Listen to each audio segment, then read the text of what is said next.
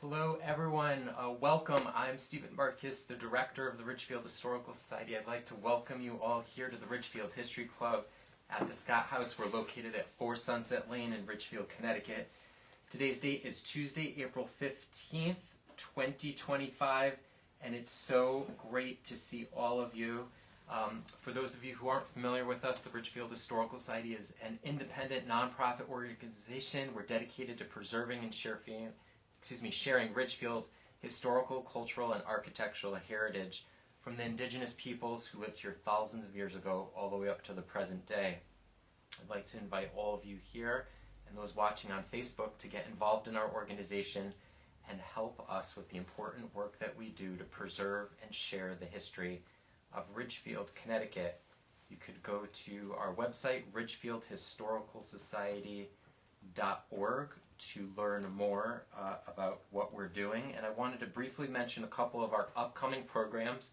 Of course, April is Battle of Ridgefield month here in Ridgefield, Connecticut, and we have a lot of interesting events related to that happening.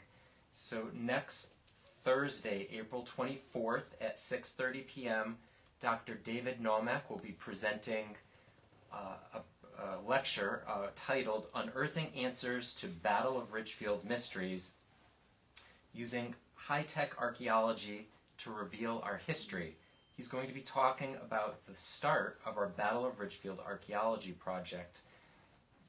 This will be taking place over the next 2 years, and we were very fortunate to get a grant from the National Park Service to hire his company, Heritage Consultants, to do archaeological testing and studies throughout the town of Ridgefield to learn more about the battle. So if you're interested in hearing more about that, if you have a property that you would like us to consider for study, please come to that presentation. It's free thanks to the National Park Service grant. That's 6:30 next Thursday, April 24th at St. Stephen's Church, North Hall. And then that weekend, Saturday, April 26th, are our Battle of Ridgefield walking tours produced by Dr. Darla Shaw. These take place in 4 groups at 10:30, 11 o'clock, 11:30, and 12 o'clock. And we walk from Casagmo to the Keeler Tavern, and there'll be about 8 actors portraying different individuals who experienced the Battle of Ridgefield.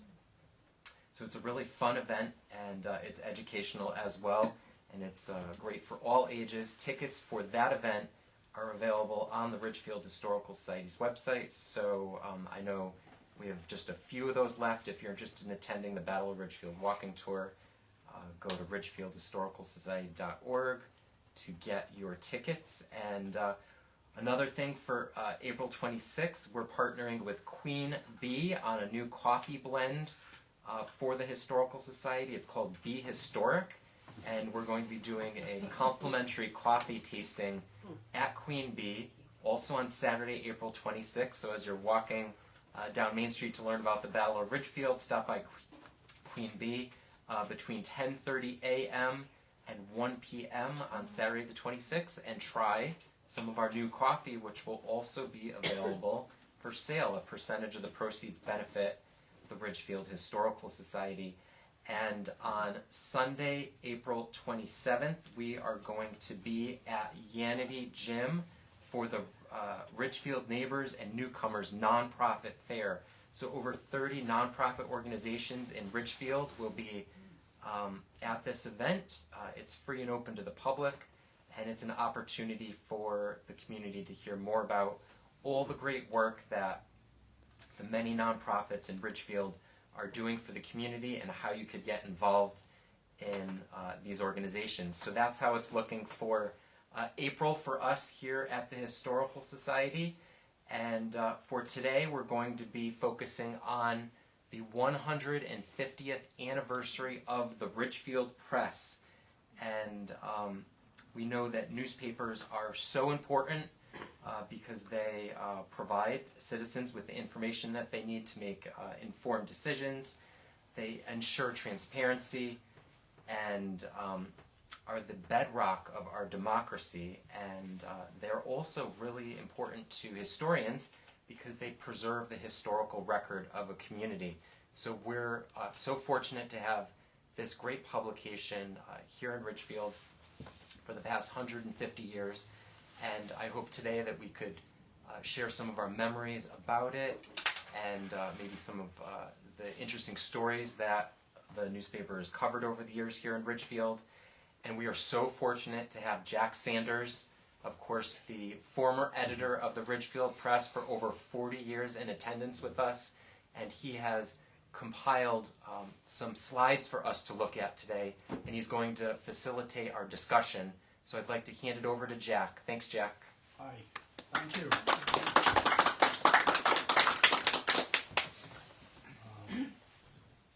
150 years is a long time. And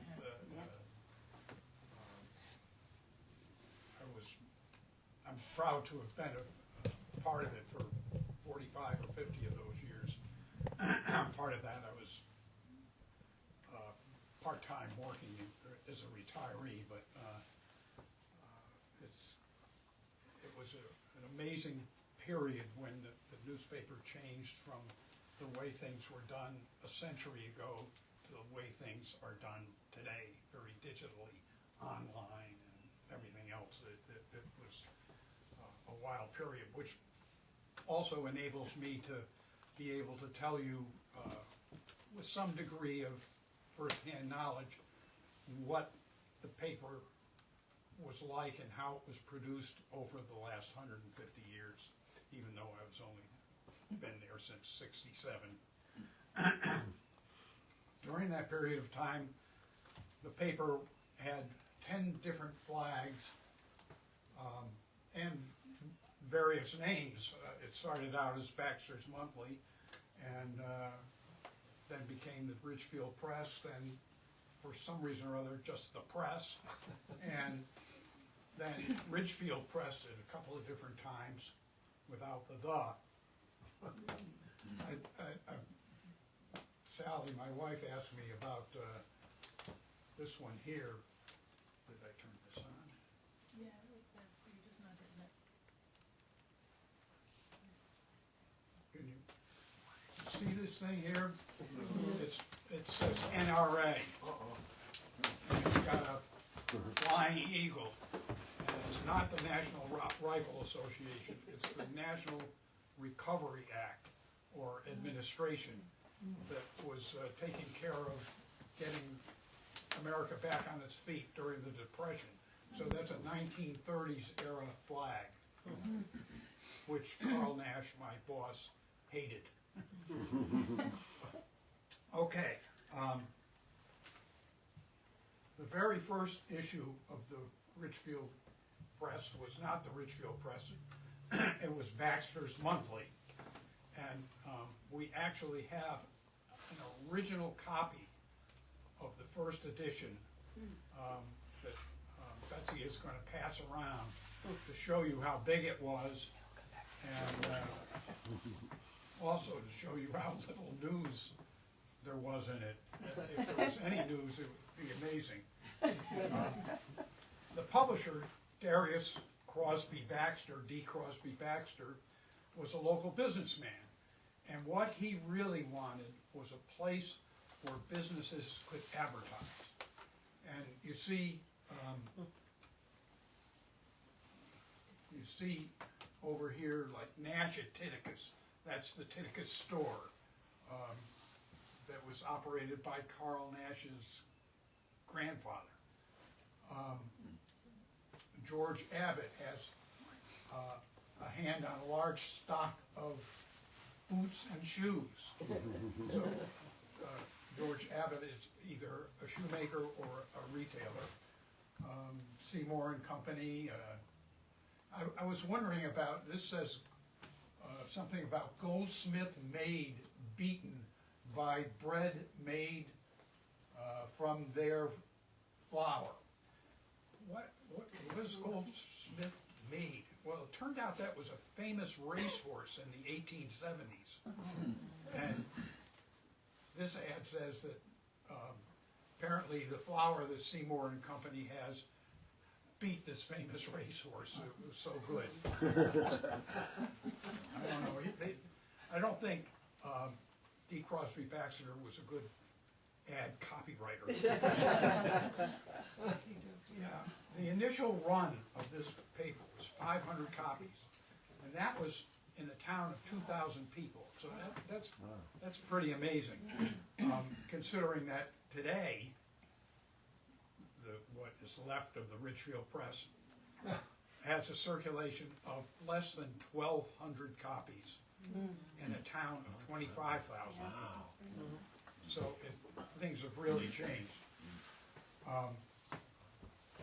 During my lifetime at the press, we reached a circulation of 8,000 paid subscriptions, which went to about 92% of the households in town, which was considered amazing for a newspaper of daily or weekly, any kind of a newspaper back then, to have that kind of penetration.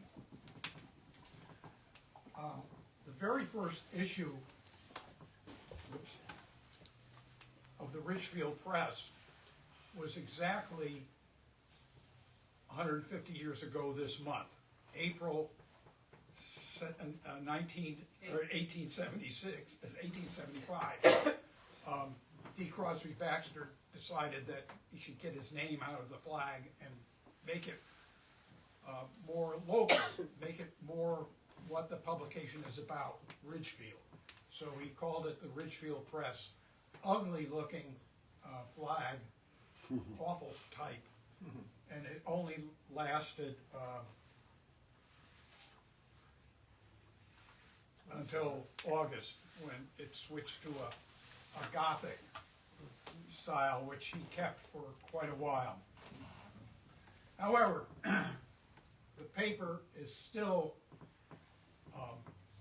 full of what we call boilerplate junk. It had mostly short stories, poetry. It might have one column of news somewhere among its 4 pages. And that news might be a list of the children who had perfect attendance during the winter session, or there's actually a news item that just said warm, period, potato bugs. Another one said a burglar was discovered in the 2nd story of our office on Tuesday. His object there was conceivable. As he is a citizen of this town, out of respect to his family, we forbear mentioning his name. That's really... But then here's another one. As our devil was looking out the window this AM, a printer's devil was an apprentice, an assistant. So as our devil was looking out the window this AM, he discovered Mr. G of Titicus passing by on horseback and endeavoring to lead by ropes 2 foxhounds. One dog was advancing forwards while the other was being forcibly drawn by rope, passing between the horse's legs. Both dogs were barking, and the owner was swearing at the devil because he deigned to laugh at the singular proceedings. That's a news item. And by the way, you'll notice that it isn't the front page that the news is on. I mean, over there, that's poetry, but it's not local poetry, and this is a short story on the front page. The news was usually on the back page.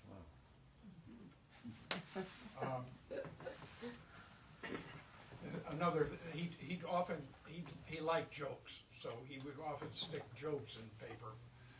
Like a fellow lately contracted in writing with a wood dealer, and this is for firewood, for fireplace and stoves back then, with a wood dealer for a quantity of, quote, tip-top wood, unquote. The man began to deliver it, but it was so full of limbs, little pieces of wood, that the purchaser demurred, saying that it was not good.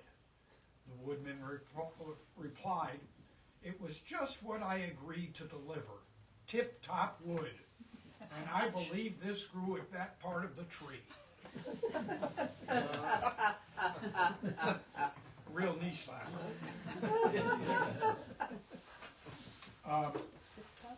It wasn't until, this paper was still monthly, even in August, and it wasn't until March 29th, 1876, that the Press became a weekly newspaper. It still had virtually no news in it, but it was called a newspaper. And Crosby said in an editorial that week, we present to our readers and the public this week the Press in a new form and as a weekly paper, and will continue to issue it as such as long as its present subscription list holds out, although we are losing money by the operation. But thinking as we do, the citizens of our village will support and try and maintain a home enterprise and encourage that which will not only be of benefit to them, but to the young generation now growing up. We give them a sample this week of what the enterprise is intended to be. So he had a belief that it would work as a weekly, and it obviously did, because it stayed weekly for 149 years.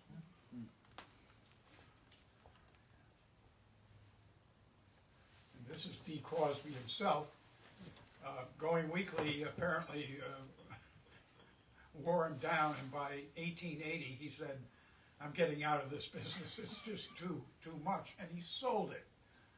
And he went back into the business world, retail, and first he had a livery stable, and then he opened up the Crosby Baxter's store on North Salem Road, just at the south intersection with Decorah Trail. I think the building is still there today.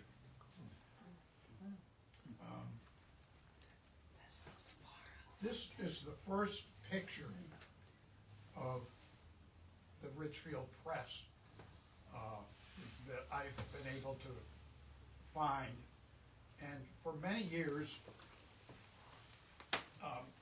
people have said, including Carl Nash, that it was the Masonic Hall, but it can't be the Masonic Hall.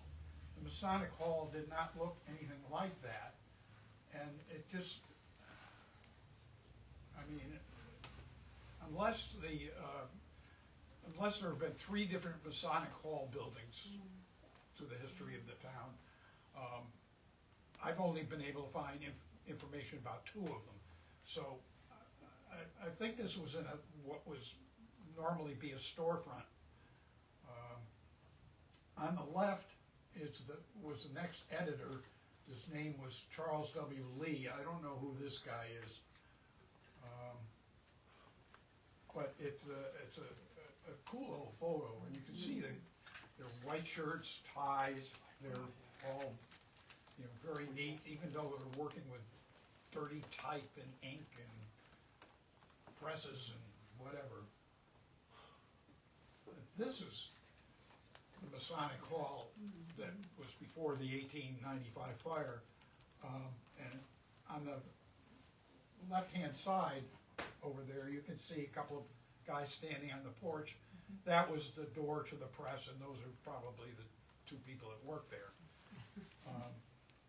This building, by the way, is the building right next to the town hall on the south side. It houses today a real estate office, John Fry's real estate office.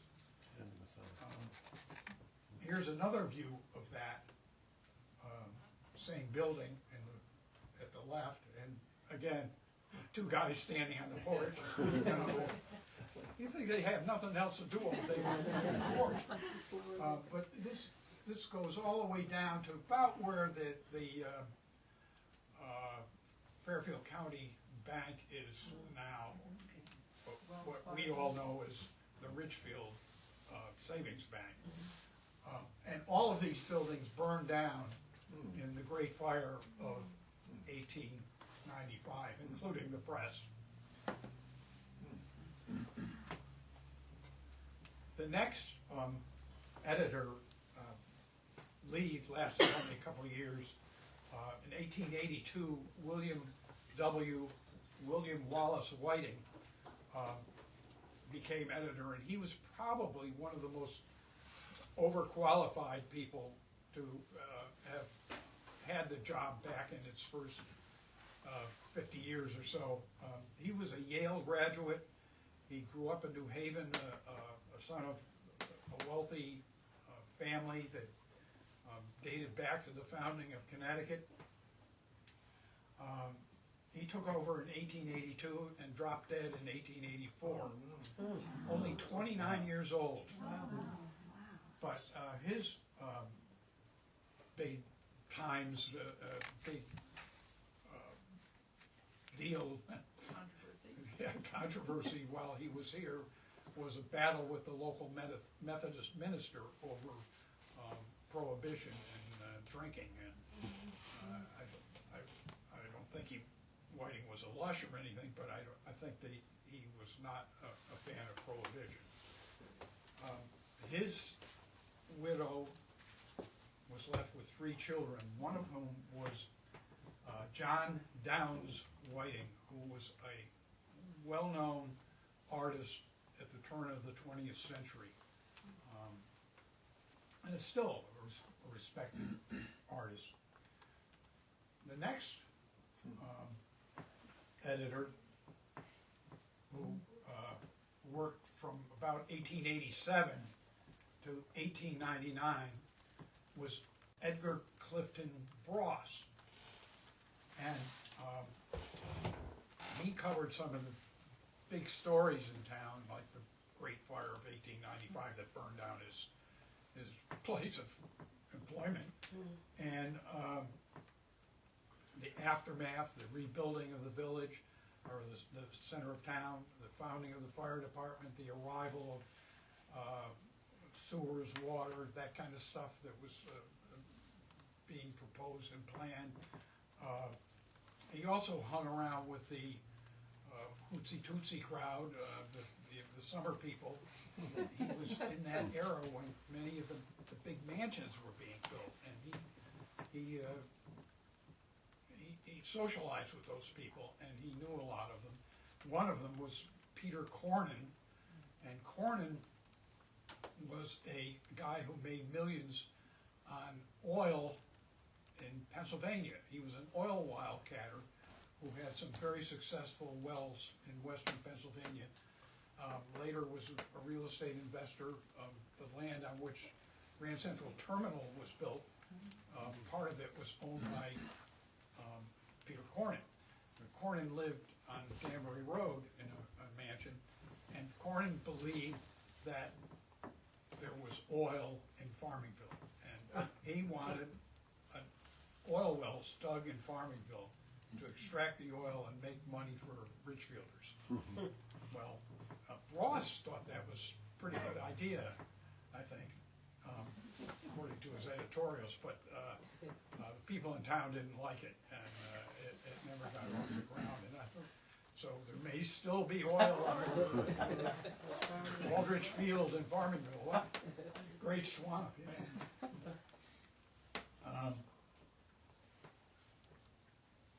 Back at the turn of the 20th century, the press, which was called the Ridgefield Press Printing Company,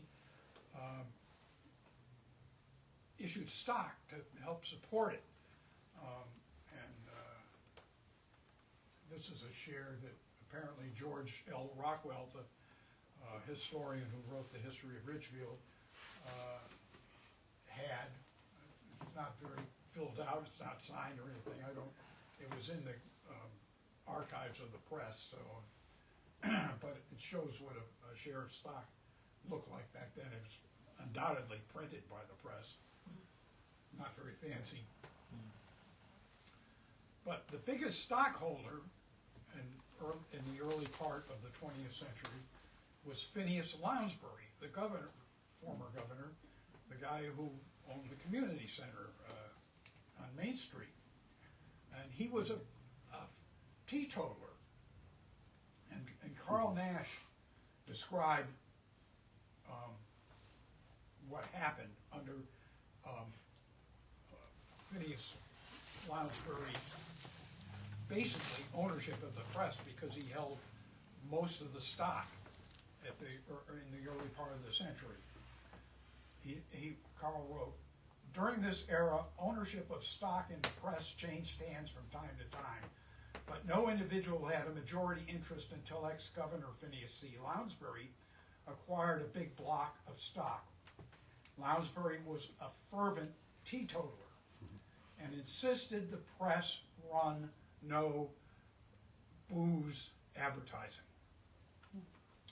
One day, the governor became irate when he picked up his press to discover it carried a liquor advertisement inserted against his orders. Forthwith, he sold his stock to lawyer Sam Keeler, as staunch a Democrat as Lounsbury was a Republican. Keeler held control virtually all of the stock the rest of his life. And, I mean, he looks like a pretty sweet guy, a nice guy. This is the new owner. Lawyer Sam Keeler, who lived on Main Street, my theory is he got to look like that because he was believed to have been the longest, oldest commuter on the New Haven Railroad system. He went to Yale after getting his law degree there around 1867.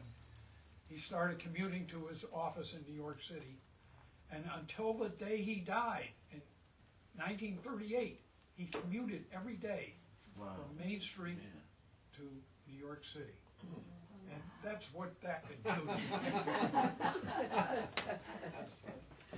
The guy, incidentally, not only stock provided some income from the paper, but printing. The paper, even during my era, did job printing, letterheads, stationery, posters, advertising things, flyers, and even booklets like this in 1903. These are like an 8 or 10 page booklet with the bylaws of one of the three fire department companies. The guy who probably allowed that liquor ad to go into the paper was David W. Workman, who became editor around 1905 and remained editor until 1932. After Workman retired from the press when somebody else bought it, he became a town cop. So that's Workman as an editor, that's Workman as a cop. He was also the state fire warden for 20 years. But the big thing, what? Was he a lefty? Oh, by his gun? Oh, I don't, So you pull across, right? Yeah. Oh, he was right.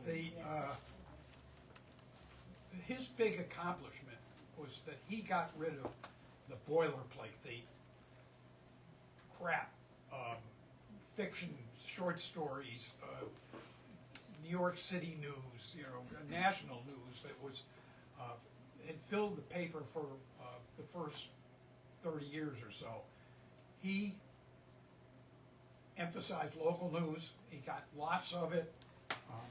Here are some examples of his papers. This is 1926. Back then, we did run regional and state news, and that was mostly because there was no other way that people would get that news. Most people in town couldn't afford or didn't want to subscribe to a daily like the Danbury News or the Norwalk Hour. That was a bit too much. So the weekly newspaper was their contact with the world. There was very little radio back in the 20s and certainly in the 10s. So, the press had state news, which was a good thing. Here's another example of a workman press. For some reason or other, he dropped "the" from the Ridgefield Press's name. That column that runs down the left-hand side is the name of every single person who donated to the Red Cross chapter in town. But the middle columns, most of that is spent on little descriptions. This is a pre-Christmas issue. This is in early December, and he was promoting local businesses by doing a story about some of the special items they had on sale for Christmas, and which I'm sure the retailers appreciated. In 1932, a man named John Alden Thayer took over the press. He bought it. I think he's from New Canaan. And I have not been able to find out an awful lot of great things about him, except this advertisement, which ran in national magazines. This particular one is a page from the National Geographic magazine around 1935. And it's an ad for Plymouths, and it says, we're a two-car family, and they're both Plymouths. And then down in the text it says, up around Ridgefield, Connecticut, they know John Alden Thayer as an up-and-coming young editor with a lot of good ideas. And one of them, it seems, was his choice of a low-priced car, Plymouth. This is a beautiful car, though. I don't know if did they really have that raspberry color. Very sporty looking. That building in the background might be what is now Wesley Hall on Main Street, which was just a mansion back then. But Thayer didn't last long, and in 1937 he put the place on the market, and purchasers were the Nash brothers. That's Carl on the left and his brother John on the right. This is a picture from maybe the 60s, early 70s. I can't remember where this is at. I think it's some celebration of the press or some. It wasn't Carl's birthday, was it? I don't know. He looks too young. I You don't mean know. John is on the left and Carl on the right? No. don't you? No. Carl is closest to us. That's Carl Nash there. Oh, that's Carl. Looks like John. And here's how Carl, in a history that he wrote in 1975, described this. The Nash ownership and management is the longest in the history of the press. It began in June 1937 when John W. Nash and his brother Carl S. Nash acquired the stock of John A. Thayer, which gave them control and nearly full ownership of the paper. The Nash brothers were descendants, direct and collateral, of several of the original proprietors of Ridgefield, and they were steeped in the history of the town and knew its ways, but neither of them had any money. John had worked for Francis D. Martin, then the jeweler, more lately called the Great White Father. Marty liked John's potentialities for business. He didn't feel particularly drawn to Carl's experience in news writing. Yet it seemed to Marty and to others that the combination of Nash talents should make for good newspapering. Whereupon Marty loaned John $2,000, secured by a life insurance policy, and John and Carl borrowed $250 from their mother. John kicked in $94, and together the boys assumed a $7,200 chattel mortgage, which Mr. Thayer owed on the printing equipment. Thus, they bought the press. And under the Nash family, the press grew to the physical newspaper grew to as many as 60 local pages a week. 60 local broadsheet pages. That's the equivalent of more than 200 pages of the 1875 size newspaper. And as I mentioned before, the circulation grew to more than 90% of the households in town. The paper was packed with Ridgefield news, columns, features, and photographs. The Nashes were firm believers in the importance of having local news and a local newspaper. And Carl's very first editorial, which, by the way, this is the original piece of copy paper. This is that came out of his typewriter, and it's going to the collections of the Historical Society. It was 266 words long, which is 6 fewer words than the Gettysburg Address. Short, it's sweet. It started out, I'm not going to read the whole thing, but I'm going to tell you in the beginning that this newspaper has been published since 1875 in the interests of the people of Ridgefield. It will continue to be published for them and for those who have a direct or indirect association with them. The day of the small town newspaper has not yet passed.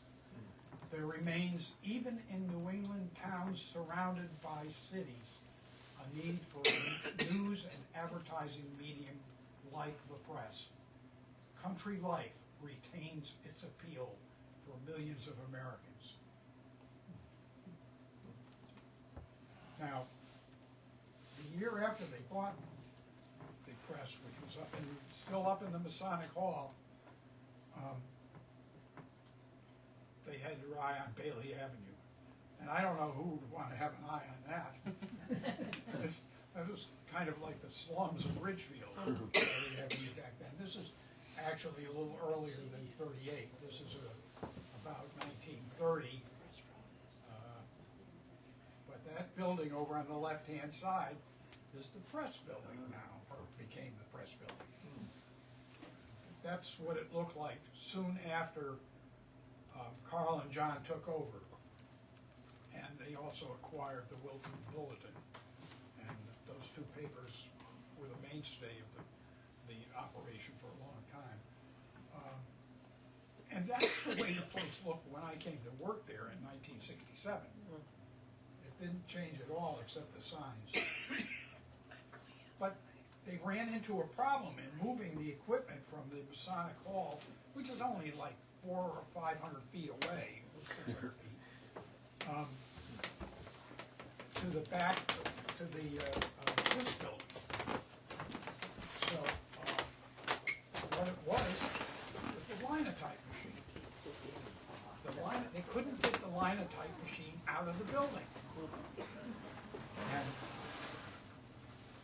this is what a linotype looks like. This is not the press's linotype. We'll see some of those in a minute, but this is just a really good example of a linotype. So here's how Carl described what happened. John P. Previty, later mayor of Danbury and Fairfield County High Sheriff, came down one night from his printing plant in Danbury to help out the Nash boys. He removed all removable parts from the linotype and then surveyed the situation. The machine was still too big. If a window were removed and a 3-foot hole were cut in the wall, the lino would go through. The interior was unplastered. The masons who owned the building might well disapprove, mused the movers. Better not to ask them and face the consequences later. The window was removed, the hole was sawed, all in the darkness of evening, and the linotype was carefully loaded onto a truck for the short journey to its new home.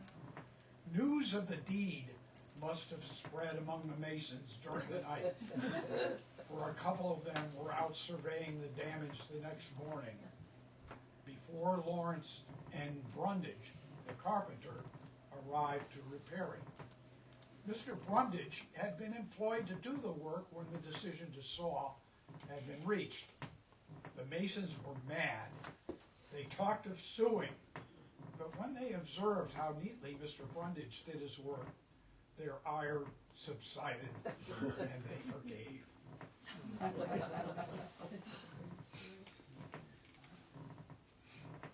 The first big, one of the first big problems that the Nash brothers faced was World War II.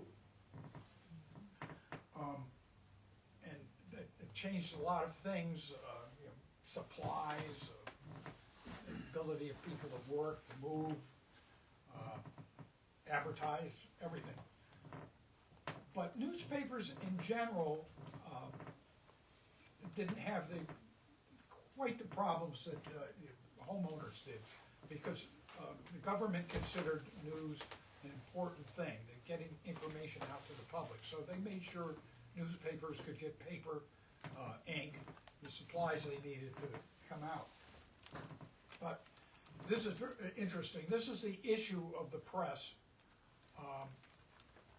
that came out on December 11th, 1941, just a few days after Pearl Harbor. And you can see by the line across the top of the paper that the Nashes obviously weren't expecting this. And this was supposed to be the big Christmas advertising issue. And what's it full of? War news on the front page. Almost every story there they got. They must have been working almost 24 hours a day, getting the news, getting it all together. Incredible coverage. This, by the way, is a tabloid. The Nashes switched to tabloid and stayed tabloid into the early 60s, late 50s. So this is a tabloid sheet. You all know what a tabloid is. It's like the New York News, the New York Post. Daily News? Danbury News is now a tabloid. Daily News. Like the Daily The what? News. The New York Daily News. Daily News, yes. It's like the size of the Daily News. This is the top of that front page, just to give you a little closer look at all the different stories that they... Now, Carl Nash was a wonderful boss and just a very interesting guy. And he was comfortable anywhere. I mean, here he is, very suave looking, shaking hands with Governor Abraham Ribicoff, probably at 1958 Ridgefield 250th anniversary celebration. Carl was the chairman of the town's 250th anniversary bash in '58. And here he is in the, you have to pardon this. Here he is in the back shop, and Carl could do almost any function in the printing plant. He wasn't just a writer and a boss. He could make headlines and lay out pages in lead. Collate. Collate. He was the fastest collator. I don't know if you know what that is. Yeah. And he used to deliver the papers. Yeah. He would deliver the paper. Well, you all used to do that. Oh, yeah. But one of his specialties was labeling. He had a wing labeler, they called it, and for the papers that went out of town had to have mailing labels on them. And he would stamp them one after another as another person pulled them out from a pile. So you have this pile in front of him, and he'd be going like this, boom, boom, and the person had to be very fast to get him out of there so he could do the next one. He was really good at it. Here he's talking to Harry Hull, who was the first selectman at the time, and they're in the shop. But talking about the shop, this is one of the most amazing pictures that I know of the Acorn Press, of the Ridgefield Press operation. This shows just about everything that went on out back. And let me orient you through a little bit. This is facing north. This doorway here led out to the business and advertising office. Carl's office was over here. Business and advertising. This is now, today, Choo Choo, which is a woman's apparel store. That door over there led to the newsroom. And that's now Pello by Edgar, what I call a Edgardo. It's what I call a barbershop, but it's Salon. a salon. So, and this whole area was where the paper was put together, all in lead. I'm going to pass around some examples of this. This guy over here is Ted Sterling. Ted is laying out a page of the newspaper. He's putting it together with pieces that look like this and this and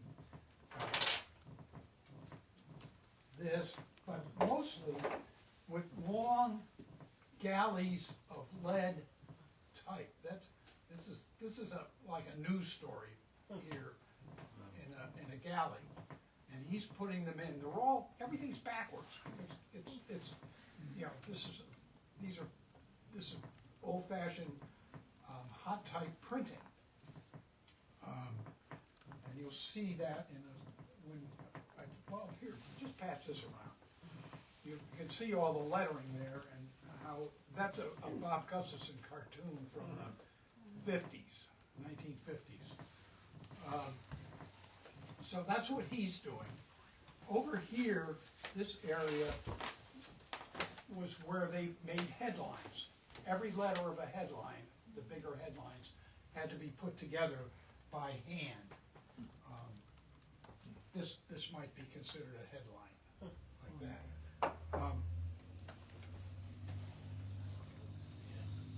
These two machines are linotypes. That's Cy Belagamba. Many of you know Cy, knew Cy. And that's Larry Story over there. And notice the difference between the two machines. This has two banks up here. That has only one. We'll talk about that in a minute. Over here, this is a proofing press. You could put down type, maybe just a galley of a news story, and ink it and roll this thing across the top of it to press the paper onto the inked type, and bring it out to the proofreader to read. These are all drawers that stored headline type and type that was reused over and over. This is ads. And what would happen is that over in the news department, over through that door on the left-hand side, story would be written, it would be edited by the editor, and then the editor would bring it out and hang it on a hook on this wall here. And they were all sorted by the section of the paper and which paper. It could be the Bulletin, Ridgefield Press. They were all down, hung there, and these linotype operators, there was a third linotype over farther, by the way, would grab the appropriate story, the appropriate sections story, and get it done. I don't know if there's anything else. By the way, this is a very family-oriented business. Ted Sterling's wife, Barbara, was Cy Belagamba's. His sister. His sister was, yes, was Cy Belagamba's wife. Ted Sterling's sister was Cy Belagamba. And we'll see more of that. This is about when? I would say this is late 60s. Yeah, right before we went offset. Yeah,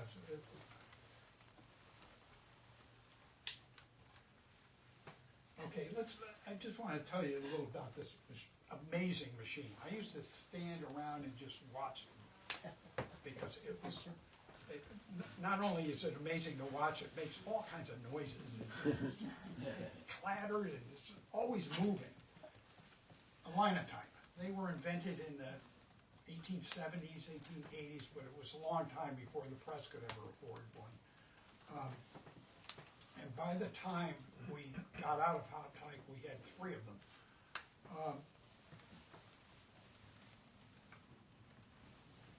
This particular linotype is not at the Ridgefield Press, this is someplace else, but it's a good picture. This man is keying a keyboard that is not the same as a keyboard on a typewriter or a computer. It has lowercase letters, uppercase letters, and characters like numbers and punctuation marks in 3 different sections. And the way that they typed was like this. They just kind of moved their fingers. They didn't type like we type. They just kind of smoothly laid on these very sensitive keys that reached back in there. What happened when you keyed is that up here is stored all the different letters of the alphabet and the characters and the punctuation marks and numbers. And when he hit one of those, a matrix form for one of those letters would slide down this, go down this little chute and wind up in a little holder over here. And when he got enough to make a full line of type, this wide,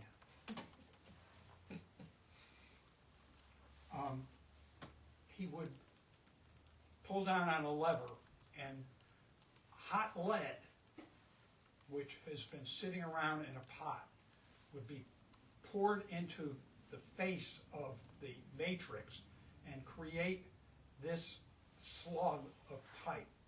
Now I'm going to pass this around. This is one line of type, which happens to say hot lunch program. We used to run every week what the following week's school lunch program menu was. These, by the way, are ingots of lead that the linotype operator had to keep feeding into the pot as he kept on using up using it up for type. So once that line of type was made, it would slide down here and sit in this tray till he got a long enough story, till he finished the story. And then he would put it in one of those galleys that I showed you before. Meanwhile, the matrix that provided the shape for the letter or the number goes all the way back up there and goes across there till a key on the matrix matches the proper bank, the proper slot in this bank, and it falls back down to wait to be used over again. So it was a very complex machine, but amazing. They just kept working and working and working. They were very heavily, very strongly made, not hardly pieces of junk.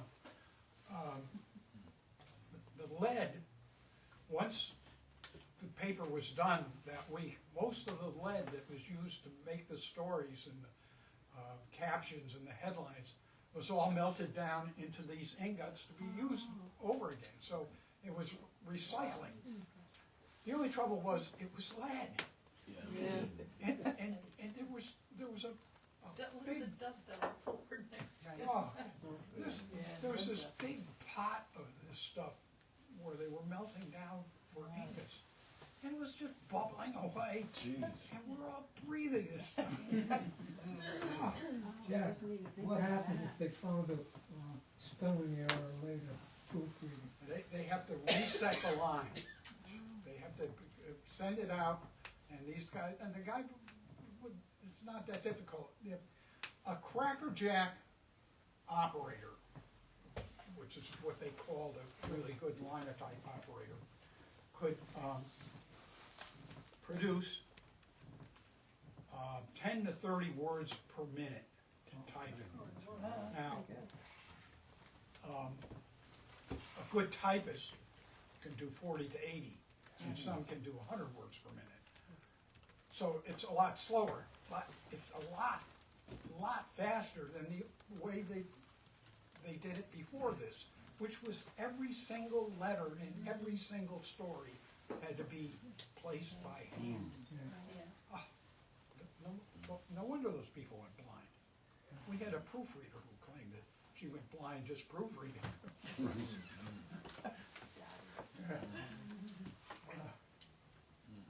But anyway, that's amazing machines. I hated to see that go. The press in the 40s and 50s was a flatbed press. That means every 4 pages, a single sheet of paper had to be fed in by hand. In 1956, we got a rotary press, which allowed us to get rolls of paper, and which is obviously the way things are done now. Much more easy to handle, efficient. You could do the press they had, I think, 8-page sections. This is out in the advertising business office. Now, as I said, choo-choo. Is that what? Shoo-shoo? Looks like choo-choo to me. That's Bob Espenscheid, and that's Arthur E. Hobbs. And that in the back, through the window, is the, still there. It's there was a gas station back then. It's now, it was once Pammy Motors. It's now a cabinet design place. Liffey Baxter, who was the treasurer and the sister of Carl. I'm not sure who that I is. think that's I think that's BJ? Okay. Alabama, Yeah, okay. size wife, Size wife? I think so. That's where she's at anyway. Okay. Okay, this is an issue from the 60s when we went broadsheet again. So it stayed broadsheet. It's still broadsheet now, although the web, the width of the paper is narrower now than it was back then. I think this is an 8-column page. Yes, 8 columns. But you look at all the news. I mean, this is there's 18 stories on this page, and today this is just the front page. Today the press has maybe, you're lucky if you get 4 Ridgefield stories in the whole paper. Yeah. It's a shame because we just had loads and loads of stuff. Yeah, three or four Yeah. sections. In 1966, the Nashes decided that Reading needed a newspaper, and they created the Reading Pilot. And this is not one of the early issues, but Sally was editor of the Reading Pilot in the early 70s, and under her leadership, the Pilot won Best Weekly Newspaper in Connecticut or in New England award. 73 maybe? 73. And that's dozens and dozens and dozens and dozens of newspapers. Pilot was the best. We're back in the shop. In 1968, big change happens. We go offset. Offset is a different kind of printing that allowed us to start using these newfangled things called computers. That's the 3 first selectmen for the 3 towns that we published papers in. Vincent Tito of Wilton, J. Bartlett Sanford of Reading, and J. Mortimer Woodcock of Ridgefield, and there's Carl. And they're about to start up the press for the first time. I think that might be Cy, but, or no, In maybe the it's Cy. plaque, yeah. Um, 10 seconds, 30 seconds. Instead of the linotype now, and instead of having lead type, pass these around too, by the way. Instead of using that kind of a system, we used paper to produce the pages. Photographic paper. This machine, called a compographic typesetter, was fed with punch tape that looked like this, that was created at a, you know, a keyboard, a kind of a computer terminal. But it then printed each letter photographically on photographic paper. And you'll see on the back board here, those are strips of photo-produced type, stories. And this is the layout room, back in, this is the early 80s. That's Tom McCarthy, who was an editor of the press, and that's Jack Sanders, who was another editor. And that's Carol von Hograth, who was using one of those terminals to make that paper punch tape. She was a typesetter. You should mention that before this, they had a second floor on the Ridgefield Press office. Well, Oh, you got it. getting to that. This is what the press newsroom looked like in the early 70s when I came to work there in late 60s too. That's Annie Sheen, and she's drinking, I believe, fruit juice, even though right behind her head is a can of Bud. And let me tell you that it was not unusual to see a can or a bottle of beer in the newsroom of the press the old days. Over here we have the files that we kept on everybody in town. You may or may not realize this, but if your name was in the paper, theoretically it got filed away. That's what they call the morgue. And this is the best part of this picture, sort of. These are all files that people had taken out to look up something and were too damn lazy to put back. And so they just got piled up. And every once in a while, that pile would just, it was just, we did not have a file clerk or anything like that. Every so often, Betty Grace Nash, who was Carl's wife, the managing editor, would hire a high school student to come in and file this stuff when it just got out of control. Because a lot of this laying around here is also files that should be put away. That back there was where my desk was, and I think this is where a reporter's desk was. Where's Matt? I think she was in between, but I'm not sure. I can't remember exactly. Betty Grace Nash, the managing editor, was over here, up in the front, with windows all around her. Is this on the first or second floor? This is on the first floor. This Yeah. is where Pello is, the barber shop.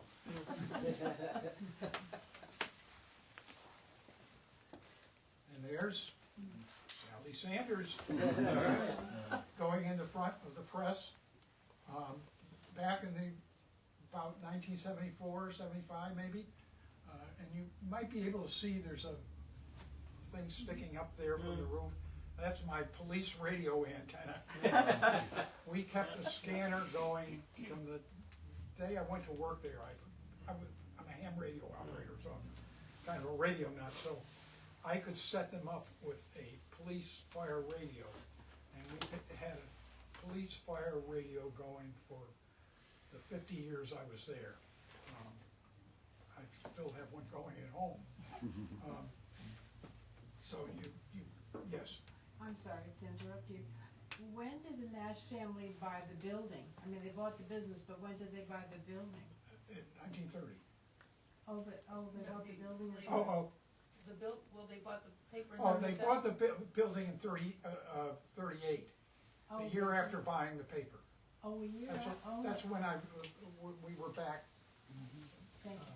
Who owns the building now? Is still Acorn? I don't know who, no. No, it's not. It was sold while we were still, Tom Nash sold it, the Nash family sold it, while we were still operating there, and we rented for a number of years. Yeah. They wanted to get rid, the family wanted to get rid of it. I don't know if Thomas did, maybe he did. It's nice not being in charge of the building and being able to complain to a landlord. I thought they still owned the building. But this is what happened in 1975. They put that second floor on. So that newsroom that you saw before, this is another view of the building, stucco outside. It was too expensive to try to duplicate the brick on the bottom to make it look the same for the second floor, so they just decided stucco.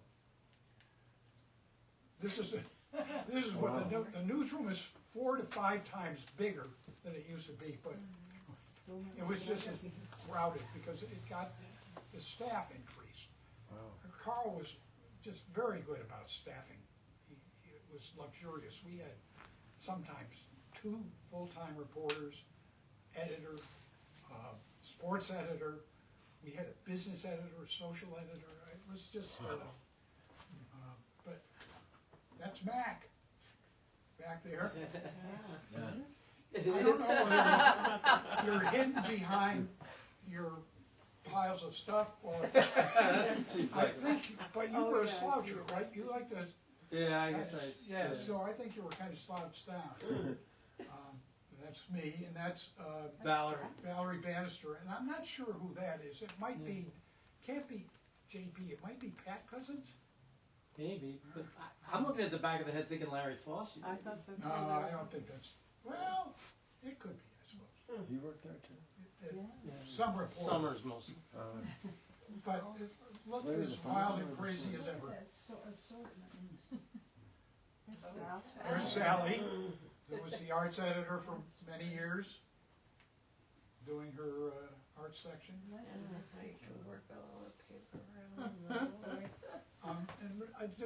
I include this just to show that the Nashes started out with maybe 3 or 4 people working for them. By the early 80s, this is the Christmas card that went into the paper. You could see all the names on it. It really expanded into quite an operation. There's Carl. This is just before he retired and kind of left the operations of the paper. He's sitting there talking to Bob Gustafson, who was our cartoonist for 40 years. They're in the newsroom at a Christmas party, which is why he's got a glass of booze there and there's a can of beer in the background. And the paper was taken over by Tom Nash, Thomas Boyd Nash, shown here in 1996 with Lynette Burton, who wrote many feature stories for the press over a 40-year period. And, so that happened in the 90s. Thomas took over the paper. In 1997,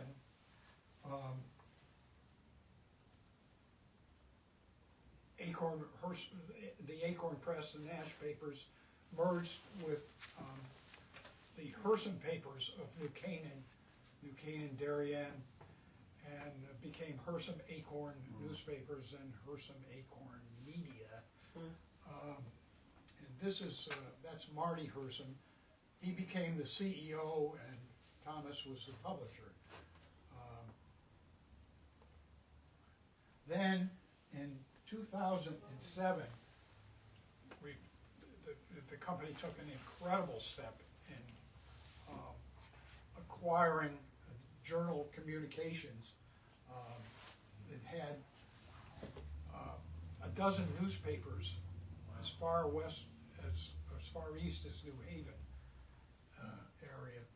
And so we were in 2007 producing 18 newspapers a week with a combined circulation of 377,000 copies. All printed in Ridgefield, or? None of it was printed in Ridgefield. Oh, at that time there was. I kind of skipped over the fact that by now we had gotten rid of the press at the Ridgefield okay, office, and we were hiring a company called Trumbull Printing to print it. Except that in 2007, the same company that owned these owned Trumbull Printing, and we bought Trumbull Printing. So we acquired this mammoth plant. These were all trucks lined up at bays, and there's a car down there to give you an idea of the size. In Trumbull, Connecticut, which main job is to print newspapers and also little magazines and things. But there's a picture of the press. This is the same kind of a press that we had at Goss Community, except it had many, many more sections. And you could print a 40-page section of the paper all at once with that particular press. They had several different ones, do full color, all kinds of things. What was the model, or is there? What's that? What was the name of the printer? It's a Goss Community. Goss. Goss was a big press maker. Little bit about the atmosphere at the press. It was very family oriented. It was like everybody that worked there felt that they were kind of a member of a family. And you could have a wide mix of people doing different jobs, all playing and having fun together. There's Tom Nash, the publisher. There's Tim Murphy, sports editor. Rocco Veluzzo, another sports editor. That's Nancy Zink, right? Yeah. She's editor of our papers over in New York State. And Tom Moran? Tom, Next to her? Tom Moran's not there. That's who? Ken Master. That over there is a high school student, Sarah Auerbach. Well, this is the softball team, I guess, and it's, we also had great Christmas parties. And that, by the way, is Tom Moran. Yeah, there you go. But he was an editor. She was she was in the production department. She was an ad salesman, and I can't remember what she did.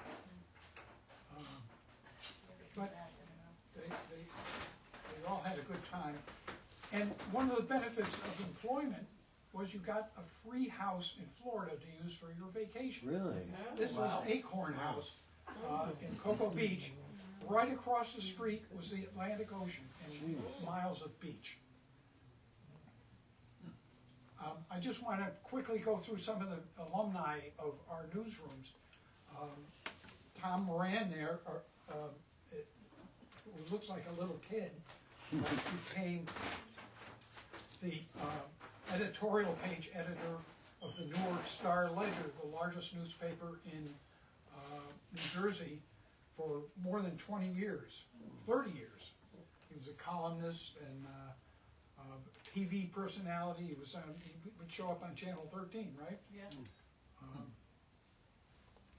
Bert Kearns, he went from from working for the press and the Wilton Bulletin to WNBC TV in New York, where he was an editor. He became managing editor of The Current Affair and hard copy the tabloid TV shows of the 90s, and now lives out in California where he makes pop culture documentaries.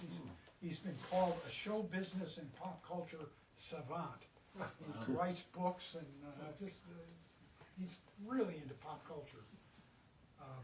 Kevin Noblet, he was 27 years with the Associated Press, including bureau chief in various places in South America, became editor in New York, and then joined Dow Jones, was an editor there, and Wall Street Journal's wealth management chief editor. Mike McIntyre worked mostly at our Wilton Bulletin, has won 3 Pulitzer Prizes for journalism. New York He's Times. with 2 of them with the New York Times, one with the Hartford Courant, and he's still with the Times and is an investigative reporter, and he lives in Ridgefield.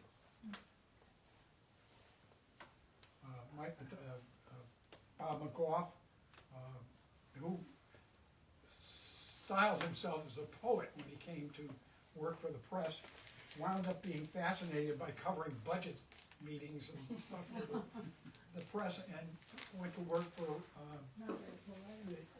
Forbes magazine and then the Wall Street Journal, and wound up his last years as managing editor of Newsday on Long Island. This is Brad Parks, who was a sports correspondent for the press and has now written 16 mystery novels. He also worked at the Newark Star Ledger. He's living as a novelist now. He's making enough money selling books. Tom McCarthy became a book editor for McGraw Hill Lions, and now he's a ghostwriter. He writes books for other people, and many of them are winning awards. Of course, we all know Mac Reed, before his beard. Patrice Sarath is a novelist, fantasy novelist.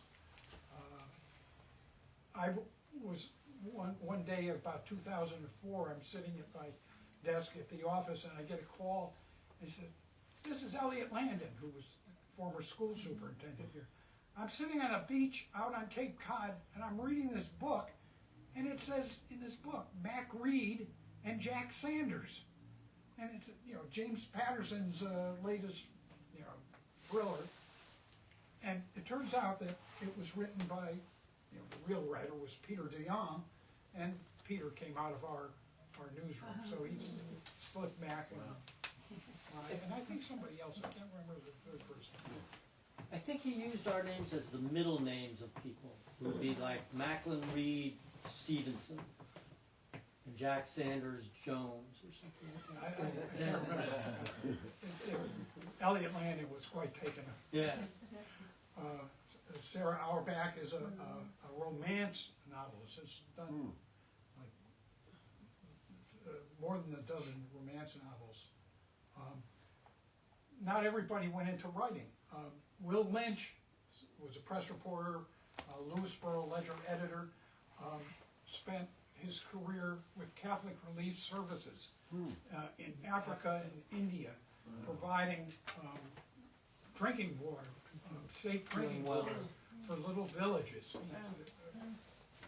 He now lives out in the Southwest. That's Foxy Gwynn, who worked for the Lewisboro paper and was a writer, and also the wife of Fred Gwynn, who was Herman Munster in the Munsters. Kelly Goodrich is now a professor at WestCon. Larry Fossey, around 1975, putting on his hard-nosed reporter, became a top lawyer in Houston and in Manhattan, and is now retired. Fred Knapp still has a architectural firm. He's an architect now.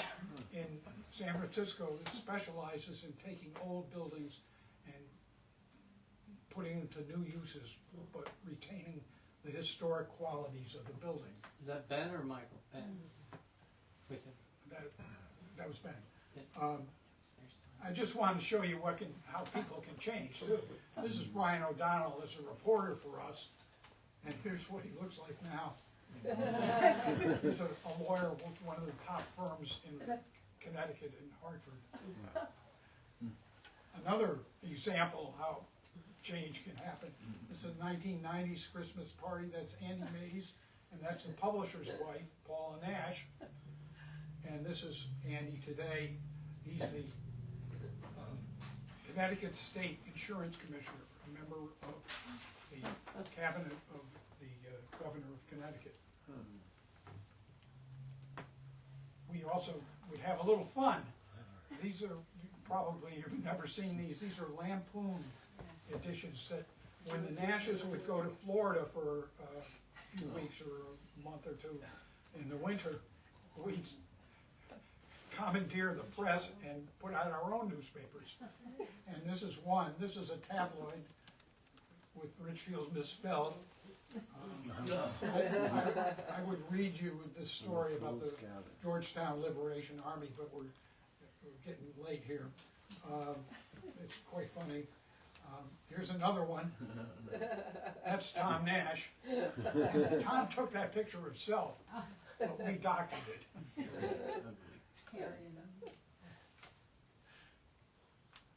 But we also did a lot of very valuable and useful things like this history of the town during World War I or World War II that came out at the anniversary, the 50th anniversary in 1991. A guide to how the town works. You still use something like that. When Ridgefield High School opened in '72, we did a special section that had all kinds of detail about every new feature of that building. Police station, when it opened in '76. 100th anniversary of the building of St. Mary's Church. That painting is by Diane Crean, by the way. Ridgefield Savings Bank, 100th anniversary in '71. Town's 275th. This is the Ridgefield Press's 100th. We were still getting used to how to properly use offset printing, and that's why, I mean, it actually says centenary issue up here. You can't see anything. It just didn't work. It's a cover that didn't work. But this cover did work. This is the 125th anniversary. We did a notable Ridgefielders, and you can still buy those at the Historical Society here. But that was painted by Bob Crowfoot, and he did the collage. And the original of that painting is here somewhere, right? Yep, we have it.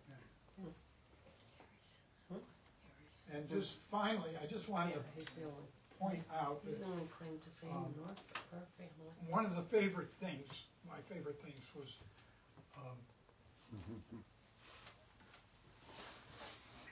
back in, when we finally could use color.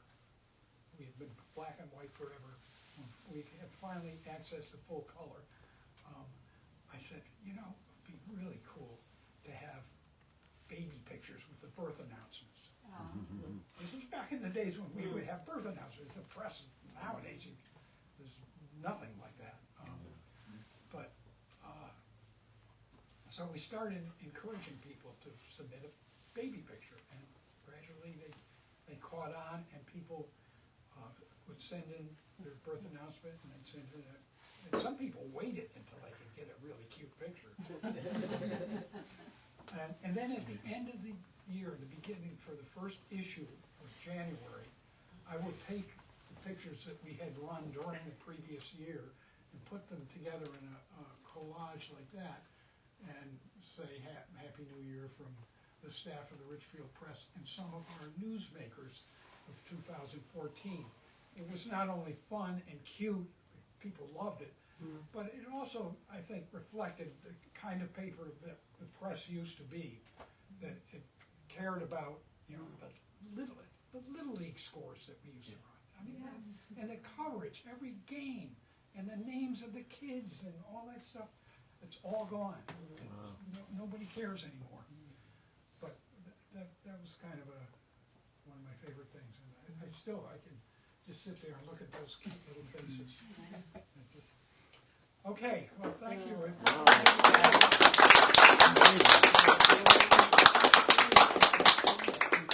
Thank you so much, Jack. Does anyone have any questions or comments? I know we have some folks from the press here. Anything that you guys would like to add? Well, I can remember one of the weird things we used to do is go back and read the old, you know, you just killing time waiting for somebody to bring the beers from High's Liquor or something while they were printing the, we'd go back and read the old stuff, and there'd be these papers from, I guess, the 20s or the 30s, so probably quite a bit, with these stories like, you know, Stephen Jones' cow got loose and ran down Main Street on Thursday the 14th, you know, it's just, and we, Big news back then. yeah. Horse accidents were Yeah. a lot of people were hurt by horses. You could also see the progress of the way people of different races were referred to, and then like back in the old days, you know, a colored person was, you know, or a Filipino was, you know, there'd be these, An Italian, yeah, right, Italian, back in the yeah. 1910s, I remember one story in particular, said an Italian was involved in an auto accident. Like born in Italy or Italian family? Wouldn't bother with the name.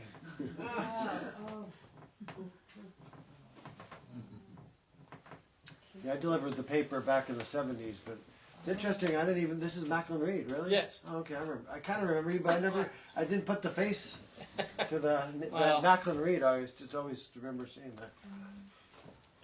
Yeah. That was when it was a real paper too. Back until what, the 90s or 2000s? It was like a. Yeah, I mean, So I worked much there news.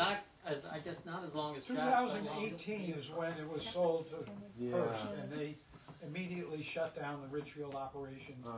And the editor now lives in New Milford and also edits in the Milford paper. The offices are in Norwalk. They don't cover the town. Yeah. It would take a good hour to read it, or more.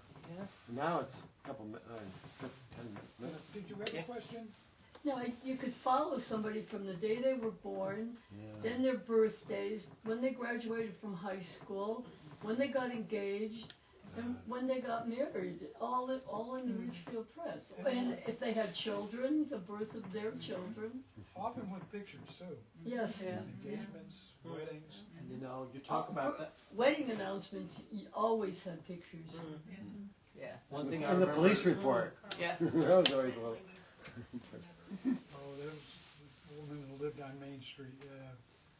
Miss, but the lady's name would be in the newspaper only when she was born and when she died. A maiden ladies. So one of the things I remember over my many years of working under Jack was under his tutelage, obituaries for people that were longtime Ridgefielders. When it used to be that Haynes would write the obituaries and they would just run them, and then we started making them longer and longer. And the hardest part, but Jack would be on your case, you had to do it, would be to call up the surviving spouse or, you know, children, and making the phone call was hard, you know, because you just felt like you were interrupting them at a time when it was horrible, and, you know, But usually, and Jack was right about this, usually once you said, you know, I'm from the Ridgefield Press, we were working on the obituary about, you know, sorry for your loss, and could you tell me this, and the people would just open up, and we used to write these great, long, rambling obituaries about people that, and you discovered things, just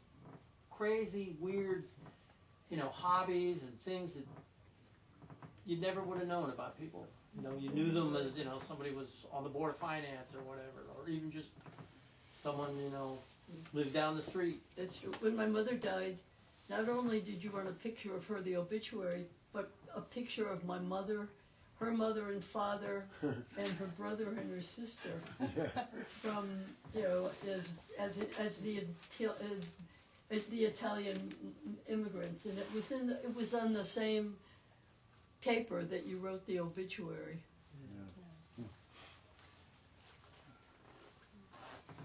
I always thought that obituaries were among the most important stories in the paper. Yeah. The history of somebody's life and tribute to them. Did you have the obituaries written prior? I went to the Dallas Morning News. I went to the Dallas Morning News when Chuck Camp worked there, and he took us, did a tour of the Dallas Morning News. But the most interesting part was the obituary section, because all the obituaries were already written for all the famous people. We did. The only one I can think of is Dan McKeon. I had written an obit for Dan McKeon because Danny Jowdy, we used to, from the funeral home, we used to talk all the time, warned me that he was on his last legs.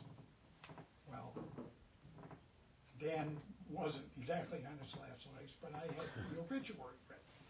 And every time I talked to Danny, I'd say, are you calling about McKeon? How's Mr. McKeon? and finally, he called up and said, Jack, you can go. Running out. And it was, the weird thing was that Dan McKeon died. His obituary was in the paper, and I don't want to sound gross or anything, but because of how fast we could do things, his obituary was in the paper that week before his body was cold. That is gross. It was weird, because, you know, Jowdy said he had just gotten the call that he had died, I guess, in the hospital. And it was, we had the ability, you know, if there was an accident, two cars crashed in front of the town hall or something, we could, on a Thursday morning, when we were putting the paper together, we could get a picture of that accident in that week's paper within 15 minutes. It got the computerized and digitized stuff was so easy to do and so fast. You know, another thing I just thought, which you didn't mention, but the history page, Jack, which was again one of Jack's babies, kind of, at least from, I don't know if Carl had it going before you took it over, but you know, the Ridgefield History page, and there was a lot of it is books you've written now, the Ridgefield names and different things, and for a long time there was that kind of running column with Francis Martin and Dick Venus. I remember you. Dispatch. Yeah, Dick's Dispatch. Yeah, and I can remember, like, there would be those disagreements between Dick Venus and Francis Martin about what had happened like 40 years before. And they'd be like, going back and forth. The old guys. Well, Thank you. thank you, Jack, so much for this look back at the Ridgefield Press. Thank you for your service and Matt's and all the employees of the Ridgefield Press over the past 150 years. What a remarkable institution in Ridgefield's history. And I want to invite you all to our next program. The History Club will be meeting next month, Tuesday, May 20th, here at 10 o'clock. The topic will be Ridgefield gardenings and gardening in Ridgefield in general. April showers bring May flowers, and the Ridgefield Garden Tour is going to be taking place the following month on Sunday, June 8th. And we hope that you will all be able to attend this wonderful fundraiser that the Historical Society and the Ridgefield Garden Club have been working on. There will be 7 private gardens open in Ridgefield, along with Ballard Gardens.